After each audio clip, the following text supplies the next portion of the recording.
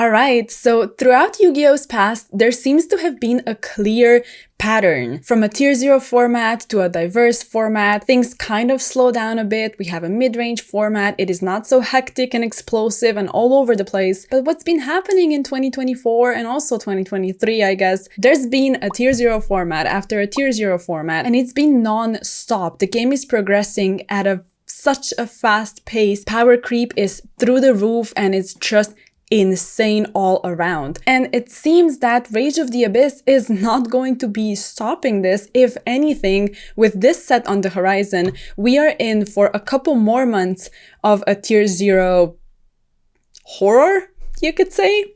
I don't even know at this point, but today we're going to be looking at top 5 cards from Rage of the Abyss and all of the implications they have for the upcoming format. Of course, feel free to share your thoughts and let me know if you're hyped for this format or if you're actually as scared as I am, which I am. Like the video if you enjoy it. Of course, it really helps the channel, and let's go ahead and get started. Quick disclaimer before we do. Of course, our set is going to be a little different. I'm taking all of this info from the OCG, but we're gonna have some exclusive cards as well. I do think that the 5 cards we're gonna be discussing today are actually going to be the top 5 cards regardless, even when our set list actually drops. So for the first card, of course, we have to talk about one of the most broken cards printed recently, I would say, which is Mulcharmi Fuvaros. Now, this card is going to change everything, I think. We're gonna be deck building differently, we're gonna be looking at the entire game differently, and with the other Mulcharmi, with its counterpart, I guess, with Mulcharmi Purulia, we have been sort of building in a bit of a different direction. The card is almost in every single deck, and you do have to have lines and ways of comboing when your opponent uses the card. You have to have a precise plan. Are you going to give them cards or not? And with Mulcharmi Fuvaros, it's going to be even tougher because the card is as broken as it is. So let's take a look at it. If you control no cards, quick effect, you can discard it and apply the effects. Each time your opponent special summons a monster from the deck or extra deck and/or immediately draw 1 card. And once during the end phase, similarly to Purulia, if the number of cards in your hand is more than the number of cards your opponent controls plus 6, you must randomly shuffle them away so your number is going to be equaling the opponent's cards plus 6. So incredibly similar, it's just that you get to draw when your opponent special summons from the deck and/or extra deck, which is pretty much it's a max C. The only thing is that going second, this card is going to be much, much better, which is kind of max C toned down a bit, but it is going to push decks like Tempai Dragon and going second strategies altogether kind of over the edge. And of course, when you cite it in going second, it is going to be insane. We are probably going to be main decking the card anyway, because again, it's going to impact the way your opponent combos in a huge way. So let me know what you think of this card. I think it's going to be kind of tough with it in the format. You're going to have to just approach the entire game differently. So let's hop on to the next card, but I do feel like we're going to be discussing Fuvaros a lot in the upcoming months. The next one is going to be Sinful Spoils Deception. Now let me talk about this a bit more in depth, because I want to join the number 2 and number 3 on this list all together. It's going to be Sinful Spoils Deception. And as for the third spot on today's list, I decided to talk about Azamina in general. So what is this? What is the archetype? What does it have to do with Sinful Spoils? It's basically a mashup of both themes. And what's going to happen is it's going to work wonders with the Sinful Spoils cards we already have out, meaning it's going to significantly boost Snake Eyes, because it is the main deck and archetype altogether that is utilizing those cards together with the Abilstar and that entire engine. So let's talk about Sinful Spoils Deception first, because it's pretty much the card that is going to jumpstart the combos, and immediately when I read you the effect, you're just gonna understand why it is that this format is going to be that scary. So you can tribute 1 monster. Obviously, it is a spell card. It is a continuous spell card. You can tribute 1 monster from your hand or field to add an Azamina card from your deck to your hand. And if a monster is sent to your opponent's grave and you control an Azamina monster, except during the damage step, you're able to make your opponent lose 1,500 life points, and you gain that 1,500 life points, which is just completely a stupid, unnecessary effect, which is going to be insane in time, and we hate that. They literally banned Lacrima, and they gave us another time card, which is just so silly. I don't even During the end phase, if this card is in your graveyard because it was sent there from the Spell and Trap card zone this turn while face up, you can set it. So it is going to replenish itself pretty much every single time. And it gets you to an Azamina card, which is pretty much why this card is a 1-card combo, because then we have to talk about the card that this card actually searches. It is a fusion card, pretty much. Reveal one Azamina fusion monster in your extra deck and send one Sinful Spoils card from your hand and or field to the grave for every 4 levels the revealed monster has. If those cards are set, reveal them, then special summon it. It's treated as a fusion summon. So you get to basically cheat out fusion monsters, which then help with the progression of your combo. One of the fusions we're actually going to take a look at quickly is going to get you access to Wanted. And then Wanted is the entire Diabellstar combo, which gets you to Original.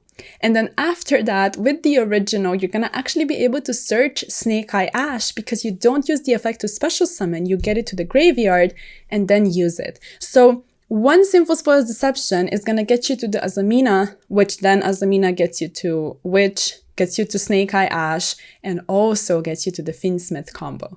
So you have every single component of your Snake Eye combo with the help of these cards. Now you probably understand why they are that broken.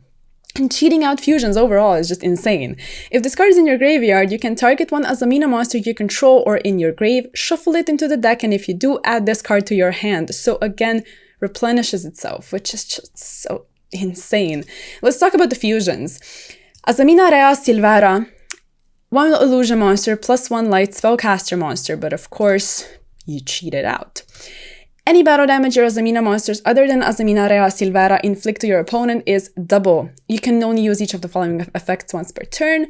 When your opponent activates a card or effect, quick effect, you can tribute this card, negate that effect, and if it's destroyed by battle or card effect, you're able to add a Sinful Spoils trap card from your deck to your hand. So this is an Omni Negate, which of course you cheat out during your 1-card combo. So every single of the plays you do, from the Diabellstar to Snake Eye Ash to the Fiendsmith combo, all of that, you are able to be protected. And it's just like even reminding myself of like the combos where you would go for a Baron early, a Palooza early, Savage early to be protected. Like it's so degenerate, so unhealthy. It is just going to make it so we still play a lot of hand traps, which are probably not going to do enough, and it's going to be insane. So this is one of the fusions, which is usually going to be seeing play. And then the other one that actually gets you to Wanted is the Murcielago? I don't know.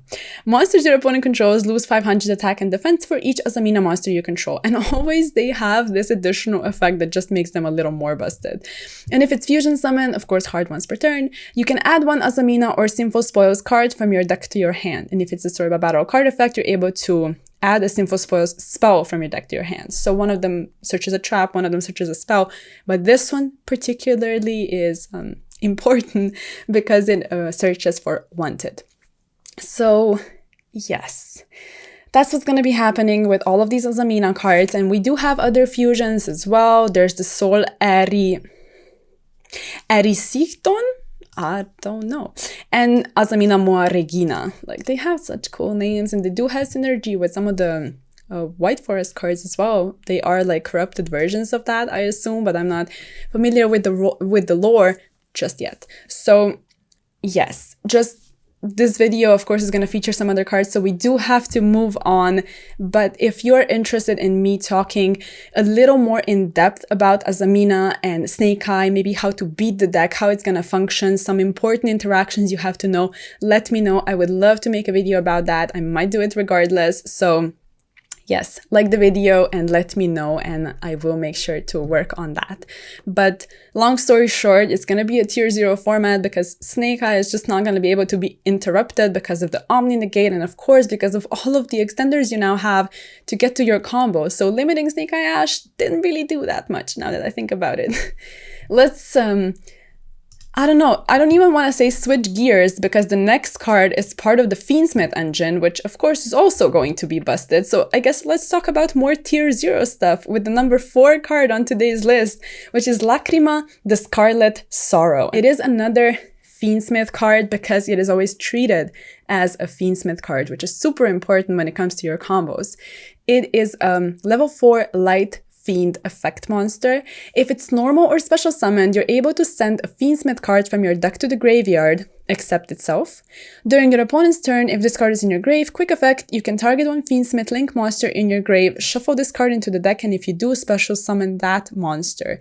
And it's 100 once per turn. So since you're able to send a Fiendsmith card from your deck to the graveyard, you can actually summon this card out with Requiem and then get access to your actual Fiendsmith that you want to have in the grave to have all of your plays enabled, to have an extender, to special summon it out again and do all of the plays. So now that you have more Fiendsmith cards, Fiendsmith Tract is also going to be a little better because you're going to get access to Lacrima as well. So I think this is actually like, it's a good card for the archetype. It's just sad that it's getting abused in one of these like decks where you just pile in a bunch of good archetypes and engines. Like, I don't really like that part, but we might even see like a pure Fiendsmith deck. I don't know, I'm just guessing, but we will see. However, with Lacrima, you can also send the Fiendsmith Tract to use the effect in the graveyard to fusion summon. So that's also kind of nice. Like,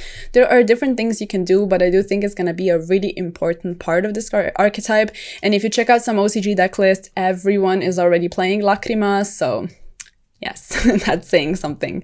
As for the number 5 card on today's list, it's actually going to be a trap card.